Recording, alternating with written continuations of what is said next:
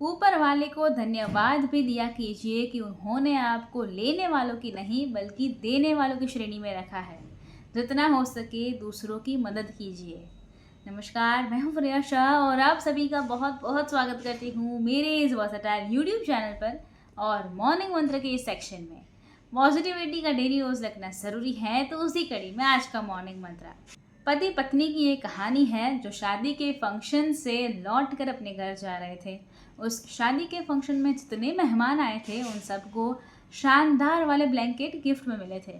बड़ा सुंदर सा ब्लैंकेट था। उन्होंने अपने कार की जो पीछे वाली सीट होती है वहाँ रख दिया था और पति पत्नी शादी कितनी अच्छी थी, फंक्शन के बारे में डिस्कस कर रहे थे, बातें करते हुए जा रहे थे।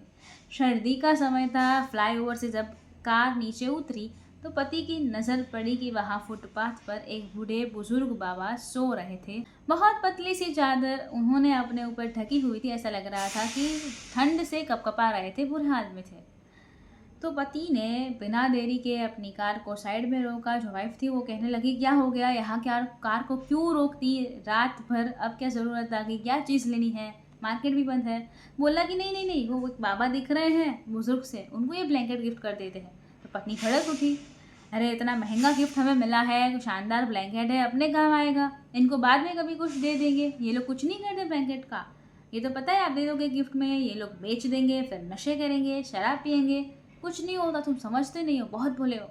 पति ने एक नहीं सुनी, बोला नहीं चलो तुम भी चलो, हम दोनों जा करके ब्लैंकेट देते हैं। पत्नी बेबन से कार से उतरी और जा करके पति पत्नी ने वो ब्लैंकेट पापा को दे दिया और आकर के अपने कार में बैठ गए और चल दिए घर। 2 दिन के बाद में कोइंसिडेंटली वहीं से उसी रास्तों से निकल रहे थे और किसी और फंक्शन से जा रहे थे। तो पत्नी ने कहा कि सुनो, मैं तुम्हारी आंखें खोलना चाहती हूँ, तुम्हें बताना चाहती हूँ कि कितने भोले हो तुम। कार वहीं रोको जहाँ उस दिन रोकी थी, चलो उन बाबा के पास, देखते हैं कहाँ है कंबल। पत्नी ने कहा ठीक है देख लेते हैं, मैंने तो इस भाव से दिया था कि उनकी मदद हो जाएगी, मुझे कोई मतलब नहीं उन्होंने क्या किया कंबल का। तो बोले नहीं नहीं नहीं, पता तो करो ना क्या किया उन्होंने। पहुँचे वहाँ पर, जा करके देखा तो उन बूढ़े बाबा के पास में कोई कंबल नहीं था, वही पतली सी चादर ओढ़ करके बैठे हुए थे।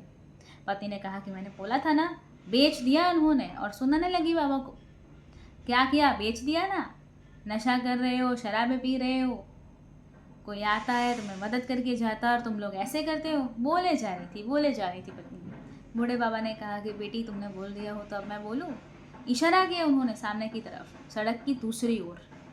वहाँ एक दूसरी बुजुर्ग महिला सोई हुई थी और वो कंबल उस महिला ने ओढ़ा हुआ था।